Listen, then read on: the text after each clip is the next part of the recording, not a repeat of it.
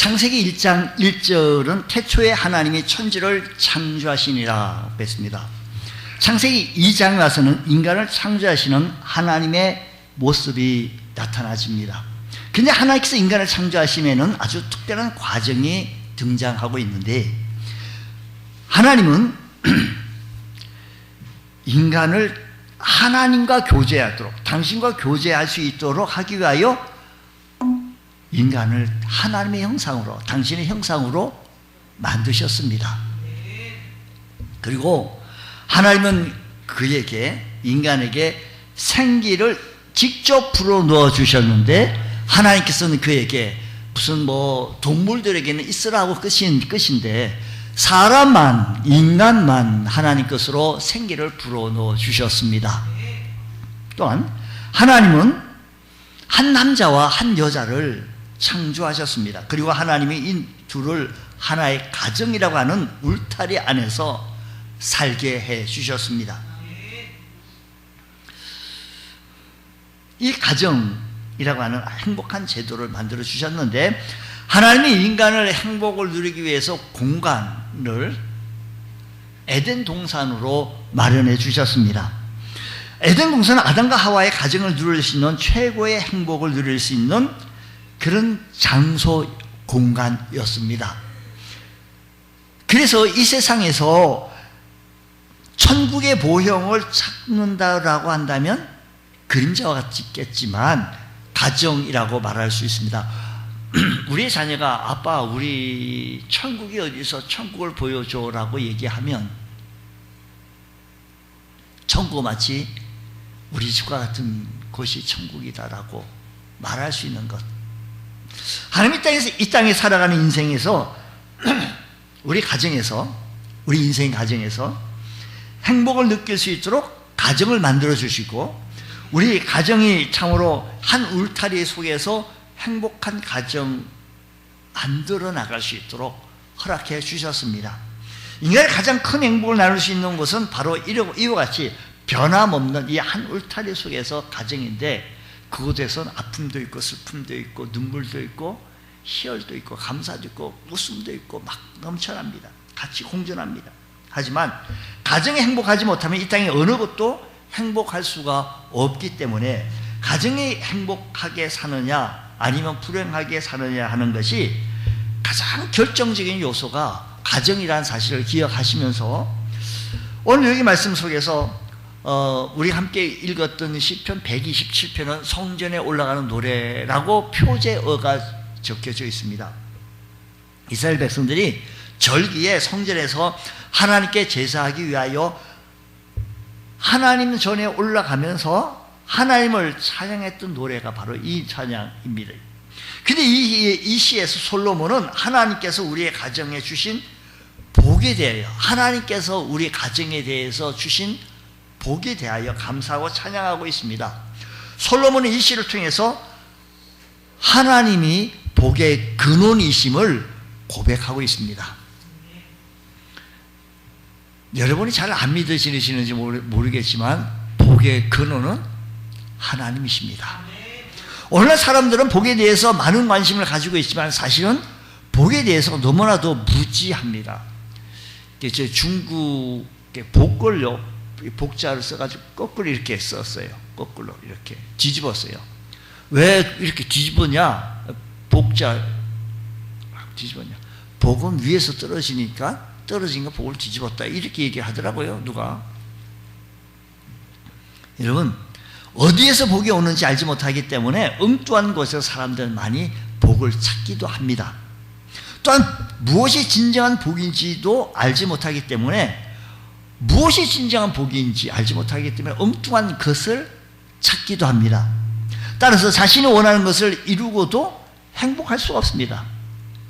진정한 복이 무엇인지 알지 못하기에 어쩌면 당연한 결과였는지도 모릅니다.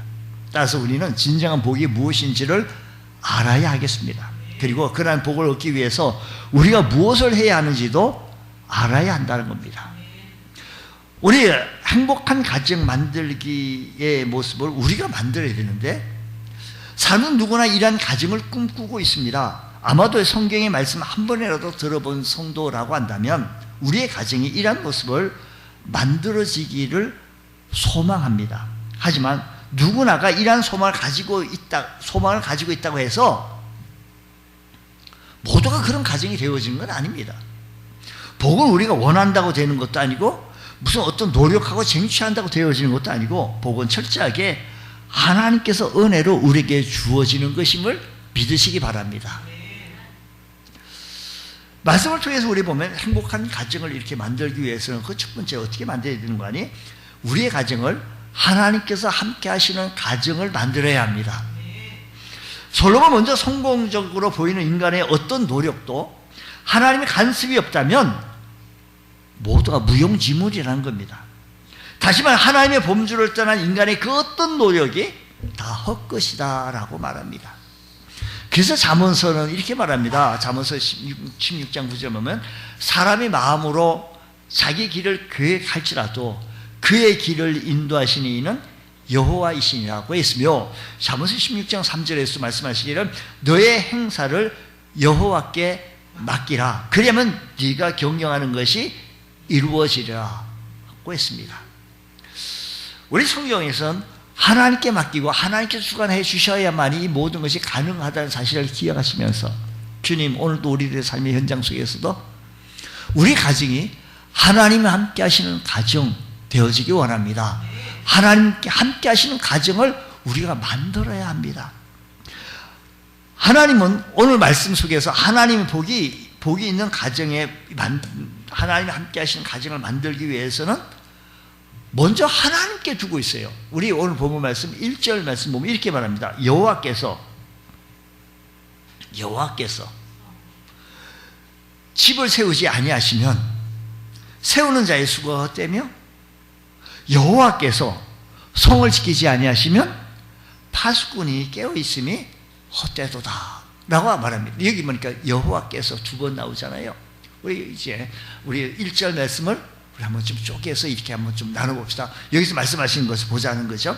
하나님께서 여호와께서라는 표현을 하는데 하나님께서 함께 하시는 가정으로 삼음으로 말미암아 행복한 가정을 만들어 나가야 합니다. 우리의 가정이 하나님께서 집을 세우지 아니하시면 세우는 수고가 헛되다. 하나님께서 어떻게 해야 된다? 집을 세워야 된다. 또 두 번째 말씀 보니까 여호와께서 하나님께서요 뭐라고요?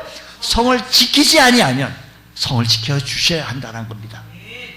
그러면 먼저 하나님이 세워주시는 가정, 우리의 가정이 하나님께서 여호와께서 여기 여호와 야훼 하나님 같은 분을 우리는 호칭을 하고 있는 분인데 하나밖에 없는 하나님 유일신 우린 여호와. 우리는 경건한 유대인들이 하나님 성경을 읽으면서 여호와 하나님의 말씀을 이렇게 필사할 때도 하나님 이름이 나오면 붓을 들었다가 내려놓고 다른 새 붓을 들어서 하나님이 쓰기도 하고 또 함부로 우리가 입을 외칠 수가 없어서 묵음으로 묵음으로 지나가기 때문에 여호와 야훼 또 그 외에 하나님의 호칭 이름이 참 많습니다. 어쨌든 이 말씀 보니까 하나님께서 함께 하시는 가정을 만들어야 되는데 하나님께서 집을 세워주셔야 된다는 거예요. 집을 세운다. 이 집을 세운다라고 하는 이 말에는요, 건물을 세운다, 즉 집을 짓는다라는 겁니다. 어떤 의미에서 인생의 집을 지어가는 과정, 우리 인생이 집을 지어가는 과정이라고 합니다. 예수님도 산상수훈에서도 말씀하시기를 인생의 집을 건축한다라고 말씀하였습니다. 그래서 그 사람에 대해서 인재다, 기둥이다, 들보다라고도 얘기를 합니다. 이게 사람을 좀 세워나가야 되는데 하나님께서 집을 세우지 아니하면 집을 세워야 합니다. 또 무엇을 세워야 되는가? 가정을 세워야 합니다. 이 세운다라고 하는 말은 예전 아브라함의 부인 사라 또 라헬 야곱의 부인 라헬은 하녀를 통해서 자녀를 얻는다는 의미에서 하녀에서 자녀를 얻는 요 얘기 속에서 세운다라는 가정을 세워나가기 위해서 자기는 지금 안 되니까 하녀를 통해서 몸종을 빌려서 자녀를 생산하는 얻는다는 의미에서 세운다라는 표현을 썼습니다. 야곱은 라반에게서 이렇게 말합니다. 나는 언제나 내 집을 세우리까, 언제나 내 집을 세우리까 라고 야곱이 말합니다. 라고 하는 것은 언제나 내 집을 세웁니까? 라고 하는 이 말은 언제 내가 독립해서 내 가정을 이루입니까? 라는 얘기가 세운다라는 표현을 쓰게 되어진 겁니다. 따라서 하나님께서 세워주시지 않는다면 가정을 아무리 수고하며 집을 세운다 할지라도 그 집은 바로 설 수가 없다라는 말씀입니다. 또한 하나님께서 세워주시지 않는다면 아무리 자식이 많고 아무리 재산이 많다고 할지라도 바른 집으로 세워나갈 수 없다라는 겁니다. 자, 말씀을 다시 한번 좀 정리 좀 해가면서 우리 한번 말씀을 우리 들어가 봅시다. 하나님께서 우리의 가정을, 하나님께서 우리의 인생을 어떻게 해주셔야 될까요? 세워주셔야 되겠죠. 세워주셔야 되겠죠. 야곱이 언제 자기 외삼촌 라반에게 열심히 일만 하고요, 언제 내 가정을 세워야 되는데, 내 나름대로 독립해야 되는데, 이렇게 얘기했던 것처럼 사람들은 자기들의 탑을 쌓고 나름대로 쌓으려고 합니다. 근데 이 모든 것이 세우는 이 모든 것이 하나님이 세워주셔야 합니다. 가정을 세워주셔야 하고 우리 인생의 모든 것을 세워주셔야 합니다.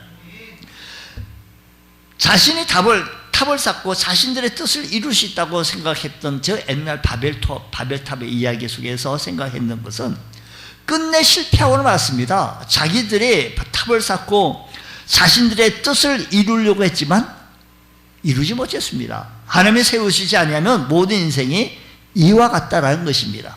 하나님 없이 세우는 집은 모래 위에 세우는 집이요 실패하는 인생이 되어지고 만다는 것입니다. 그러므로 우리 모두는 하나님 앞에 세움을 받을 수 있는 우리의 가정, 우리의 인생이 되어지시기를 축복합니다. 또 1절 말씀 다시 말씀 보니까요, 우리 아까 충분히 말씀드렸는데 여호와께서 집을 세우지 아니하시면, 또 여호와께서 뭐라고 얘기해요? 성을 지키지 아니하시면, 여호와께서 성을 지키지 아니하시면, 우리 인생은 자기 성을 지키려고 합니다.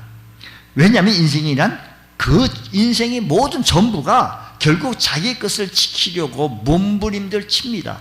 지켜야겠죠. 지켜야 합니다.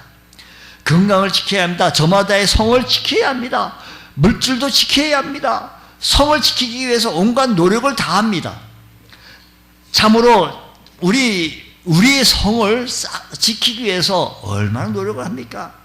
문제는 인간이 스스로 자기 자신을 지킬 수 있는 능력이 있는가라는 겁니다. 하나님께서 지켜주시지 않는다면 인생의 몸부림은 헛된 것에 불과합니다. 왜냐하면 어느 누구도 자신을 완벽하게 지켜낼 수 없습니다. 아무리 건강에 자신을 하고 자랑을 하는 사람이라도 하나님께서 건강의 성을 지켜주시지 아니하시면 안 됩니다. 우리 물질도요, 하나님께서 우리 물질의 성을 지켜주셔야지. 많이 벌었어요. 많이 재산을 갖추었어요. 근데 그걸 지켜주시지 아니하시면 이상하게 그게 나가버려요. 그 이상으로 나가버려요. 요즘 사람들은 자신과 자신의 것을 지키기 위해서 참 많은 노력을 합니다. 높은 담장을 쌓고 온갖 시설을 갖추고 참으로 마치 초롱성같이 나름대로 많이 쌓아놓습니다. 하지만 그렇게 쌓아놓고 갖춰놓고도 마음이 편하지 못하는 것은 바로 인간의 한계일 것이다라는 것입니다. 어떤 분이 이렇게 얘기해요. 안전한 은행 금고에다가 맡겨놨는데 그거마저도 파산되어지고 없어졌다 이 얘기입니다. 오늘 여러분 우리들의 삶의 현장 속에서요, 우리 하나님께서 우리의 성을 지켜주시지 아니하시면 우리의 건강의 성을 지켜주시고 물질의 성을 지켜주시지 아니하고 우리의 자녀의 성, 우리의 가정의 성을 지켜주시지 아니하시면 허사다라는 겁니다. 그러므로 하나님께서 지켜주지 않는다면 그것을 지키고자 하는 인간의 몸부림은 헛되다라고 말씀하셨으니 우리의 가정도 하나님께서 그 집을 지켜주시지 아니한다고 한다면 가정이 바로 설 수 없는 줄 믿으시기를 주의 이름으로 축원합니다. 두 번째는 2절 말씀 보겠습니다. 2절 말씀 보면 이렇게 말합니다. 하나님이 보상이 있는 가정인데 너희가 일찍 일어나고 늦게 누우며 수고의 떡을 먹으며 헛되도다. 그러므로 여호와께서 그의 사랑하는 자에게는 잠을 주시노도다. 사람들은 저마다 풍요로운 삶을 살기 위하여 노력합니다. 우리의 기도의 제목이요? 아유, 목사님, 좀 여유롭고 조금 풍요로웠으면 좋겠습니다. 물질적인 풍요도 좀 이루었으면 좋겠습니다. 그렇게 하기 위해서 얼마나 노력들 합니까? 목사님들 모여가지고 당신네들 기도의 제목을 놓고 한번 같이 기도하십시오 하고 목사님들끼리 모여가지고 함께 같이 기도할 때가 좀 있어요.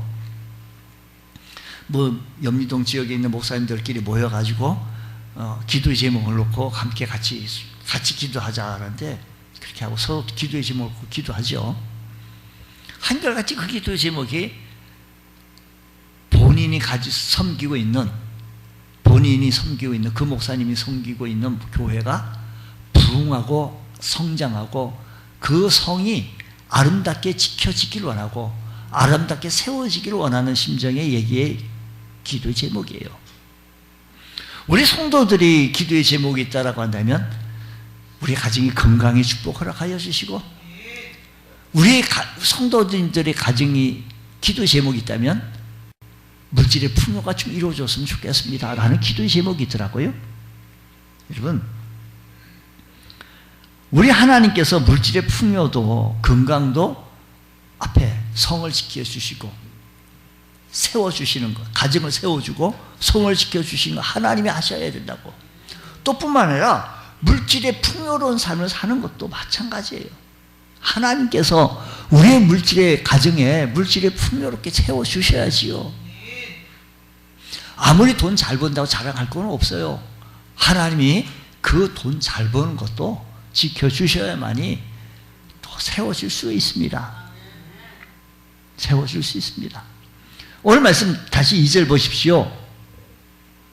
너희가 일찍 일어나고 늦게 누우며 수고의 떡은 일찍 일어나고 늦게 누우며 얼마나 수고의 떡을 나눕니까? 아침에 일찍 일어나서 저녁에 늦게까지 땀을 흘립니다. 참 많은 땀을 흘립니다.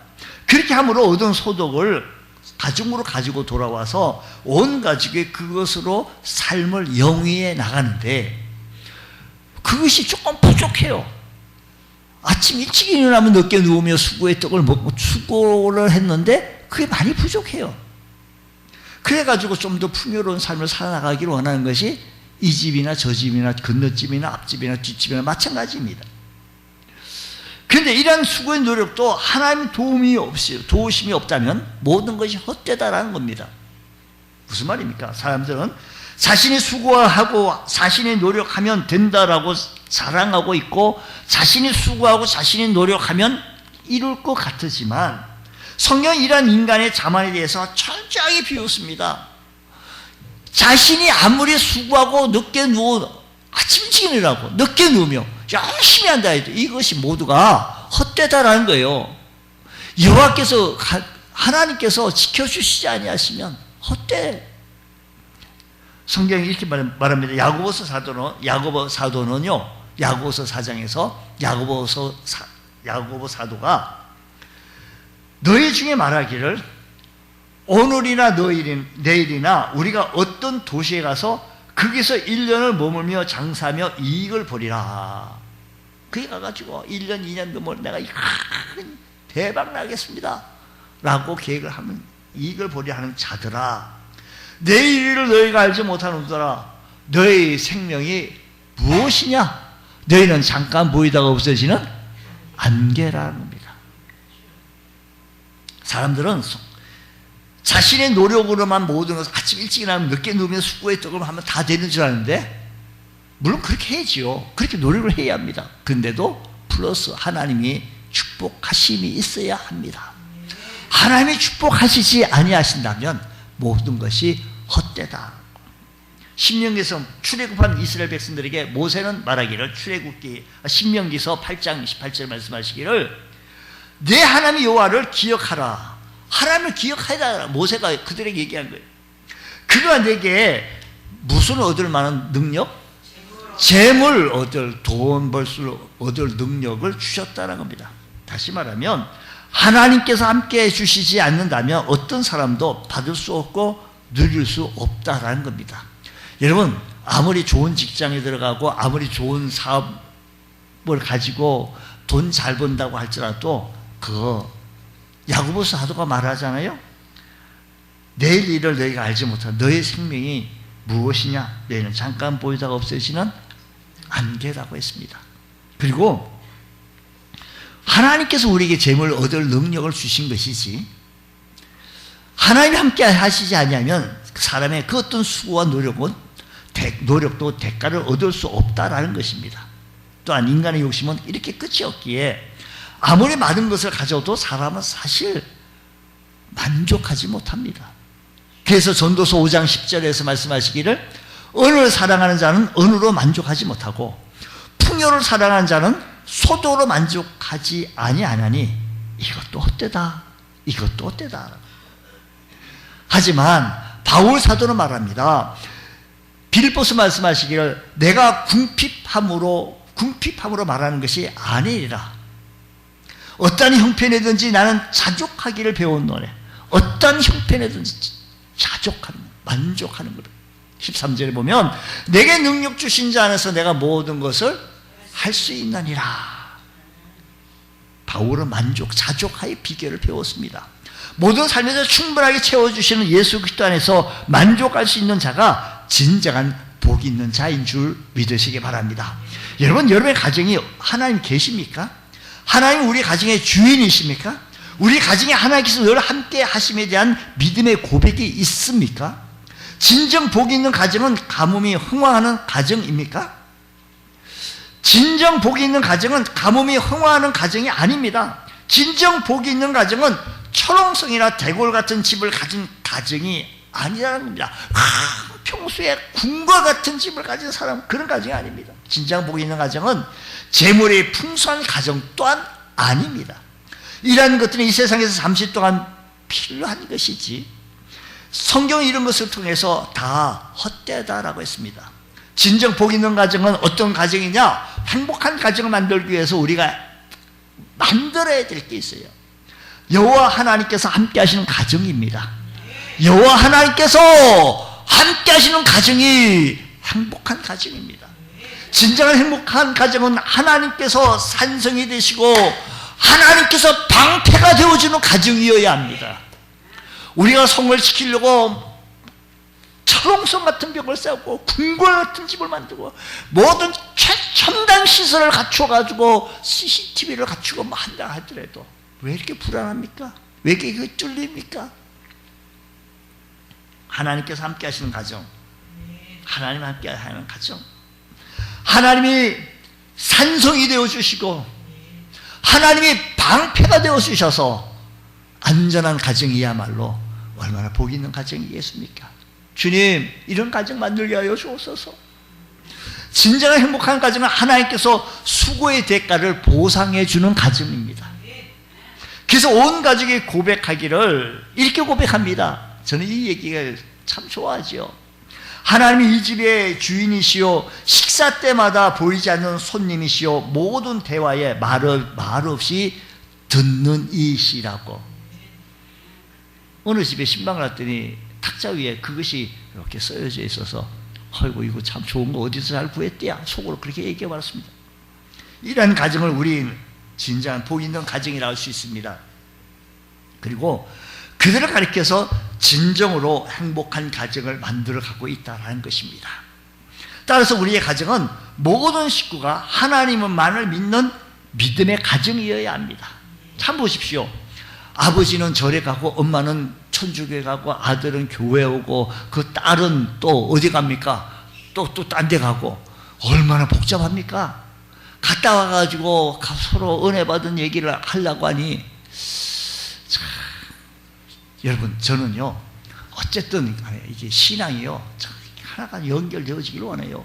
하나 연결되어지길 원해요.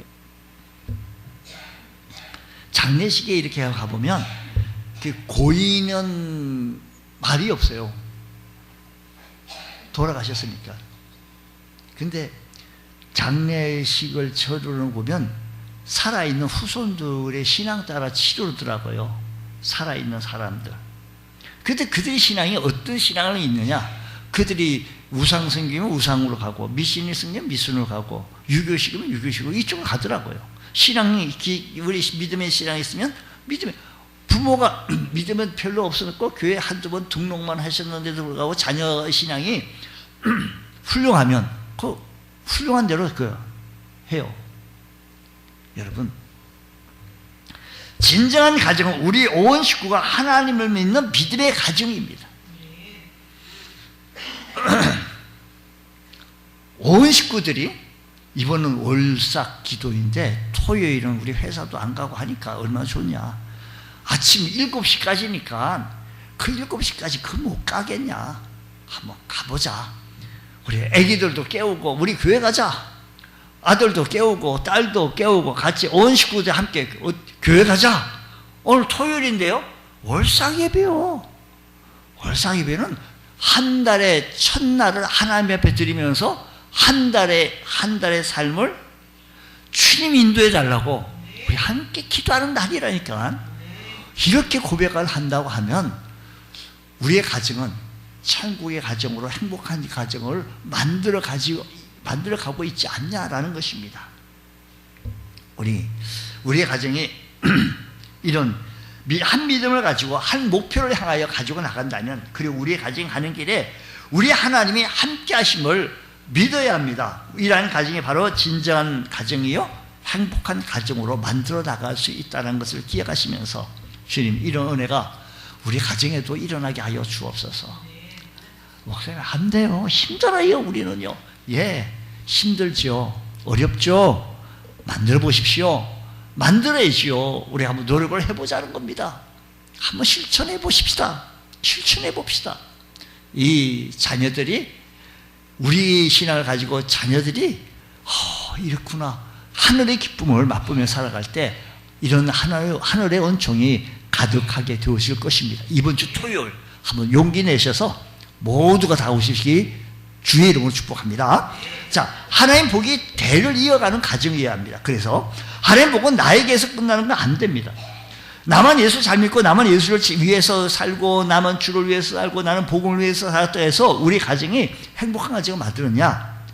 무언가 좀 부족합니다. 우리의 복은 나로 끝나서가 아니라 나 이후의 자녀들의 세대를 통해서 이어갈 때 비로소 복이 있는 가정이라고 할 수 있습니다. 오늘날 자녀가 잘 된다고 하는 것은 이렇게 생각합니다. 사회적으로 성공했고 또 사회적으로 높은 지위에 올랐고 좋은 대학교 들어가고 좋은 직장 들어가고 많은 재산을 모았다고 해가지고 우리의 자녀들이 성공했다고 하고 하나님께서 우리의 자녀를 축복해 주셔서 성공했다라고 착각하면 안 됩니다. 그게 표준을 줘서 안 됩니다. 여러분, 사회적으로 성공했다라고 해가지고 그게 표준을 두면 안 돼요. 물론 박수 칠 일이고 물론 축하할 일입니다. 물론 좋은 대학교 들어가고 물론 좋은 일, 물론 축하할 일이고 잘 됐냐고 우리 격려해야 합니다. 그렇기 때문에 이 세상의 기준으로만 우리의 자녀들의 잘됨을 판단해서는 안 됩니다. 만약에 바꿔 얘기하면 들어보십시오. 만약에 그러면 사회적으로 성공 못했다면 그 자녀는 아주 잘못된 겁니까? 아닙니다. 성경이 이렇게 말합니다. 자식의 가정의 복에 대해서 분명히 강조하고 있는데 솔로몬은 하나님 안에 있는 가정의 자녀가 왜 복인지, 하나님 안에 있는 가정이 왜 복인지 3절 말씀을 보면 이렇게 말합니다. 보라, 자식을 보라는 거예요. 아들을 보라는 거예요. 여호와의 기업이요 태 열매는 그의 상급이라는 거예요. 여기서 두 가지를 얘기해요. 자식들은 하나님의 기업이고 열매는 상급이라는 거예요. 기업하고 상급에 대해서 좀 생각을 해봐야 합니다. 여러분, 아들은, 이 자식은 혈통을 이어가는 아들, 한 집의 존재 유지를 시키는 아주 귀중한 아들입니다. 자, 이런 자식들이 하는 가정에 주시는 가장 아름다운 것, 이 기업이라고 하는 것은 부모로부터 물려받는 유무형의 유산을 기업이라고 하는 거예요. 유무형의 유산. 본문 말씀을 직역하면 아들은 여호와께로부터, 하나님께로부터 온 유산이라는 거예요. 여기 아들은 혈통을 이어가는 것으로만 끝나는 것이 아니고 그 가문이 유지되어지고 부모 세대로부터 복이 자손들에게 계속 이어져 가는 것. 이러한 자식들이 하나님이 한 가정에 주시는 아름다운 선물, 이 선물이 그에게 주신 상급입니다. 하나님께서 허락하지 아니하시면 우리의 자녀를 결코 얻을 수 없어요. 하나님께서 우리의 자녀를요, 우리는 참 착각을 참 혼돈을 좀 해요. 결혼만 하면 무조건 자녀가 생기는지, 물론 그렇기도 하지요. 그런데요, 그것도 하나님께서 함께 하시고 주셔야만이 가능합니다. 하나님 주셔야 합니다.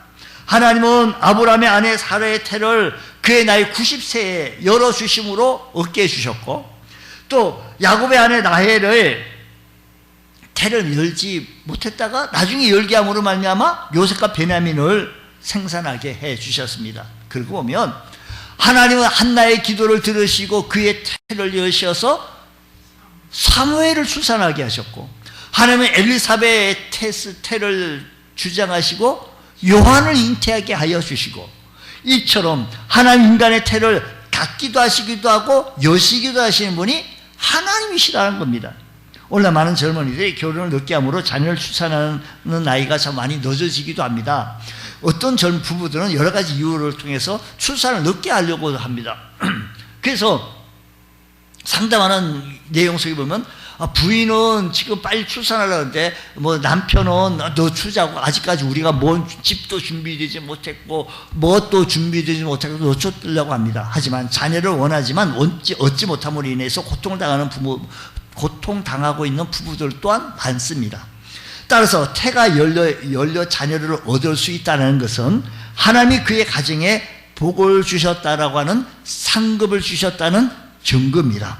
따라서 부모들은 하나님께서 잠시 맡겨주신 기업을 하나님 뜻 안에서 바르게 양육할 책임이 있습니다.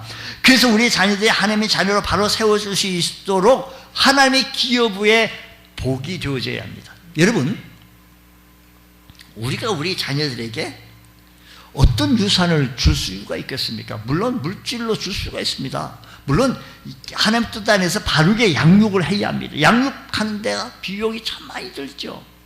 초등학교 때부터 양육비가 무척 듭니다. 일반 공립 가면 거의 돈은 안 들고 사립으로 가면 참 많이 든다 그래요, 아이가. 예. 액수는 제가 말하기는 한데 사립 가면 참 많이 든대요. 노력을 하죠. 근데 하나님께서 비로소 이렇게 열어주시고 세워주셔야 그 자녀가 언제 설 수 있다는 사실을 기억하시면서, 자식은 하나님이 주신 상급이라고 했습니다. 여러분, 10손가락 물어서 안 아픈 손가락이 어디 있겠습니까? 누가 금덩어리 이만큼 이렇게 준다 한들 누가 자식을 자식하고 바꿀 수 있습니까? 자식이 비록 부족하다 할지라도 가장 사랑스럽게 여깁니다. 아무리 못났어도 가장 아름다운 자녀입니다. 그렇다면 우리에게 자녀가 있다는 하나의 사실만으로도 이 세상에서 그 누구보다도 부유한 사람입니다. 또한 우리는 우리의 자녀가 있다는 사실만으로도 이 세상 그 어느 곳에서 얻을 수 없는 기쁨의 근원이 여기서부터 나온다는 사실을 기억합니다. 우리의 가정의 자녀는 하나님이 우리의 가정에 주신 상급입니다. 우리에게 자녀가 있는데 그 자녀는 하나님께서 우리에게 주신 선물입니다. 우리가 하나님 믿는 믿음 안에서 가정을 이루어 나가는데, 그리고 하나님의 그러한 가정에 자녀라고 하는 상급을 주셨으니 주님, 이 자녀를 통해서 하나님께 영광을 돌리게 하여 주시고 이 상급 선물을 통해서 하나님 앞에 바로 쓸 수 있는 저희들 되어지게 하여 주옵소서. 우리 기도의 제목이 되어져야 합니다. 오늘날은 아들과 딸을 구별을 통해서 복을 주자는 시대는 참 아니지요. 분명한 것은 자녀라고 하는 것은 그의 성별을 떠나서 하나님께서 우리의 가정에 주신 상급이라고 하는 것은 분명합니다. 그러므로 우리의 자녀를 하나님의 말씀 앞에서 양육하고, 우리가 줄 수 있는 것 양육하느라고 얼마나 힘듭니까? 그리고 우리가 또 유산을 준다고 해서 얼마만큼 줄 수가 있겠습니까? 가장 중요한 것은 하나님께서 이 자녀에게 물질의 축복도 주고, 하나님께서 우리의 자녀에게 건강의 축복도 주고, 내가 줄 수 있는 게 아니에요. 내가 줄 수 없어요. 하나님이 주셔야 합니다. 하나님 줄 수 있도록 하나님을 소개시켜 드리고 하나님께 기도하게 만들고 기도하는 모습을 보여주고 도제 형식으로 우리가 하나님의 모습을 우리 월삭 새벽기도 같이 가자, 같이 예배 드리고 믿음 생활하는 모습을 보여주면 아름다운 하나님의 이 소개가 되어져서 그 평생 그 하나님께 돈만 없으면 엄마 나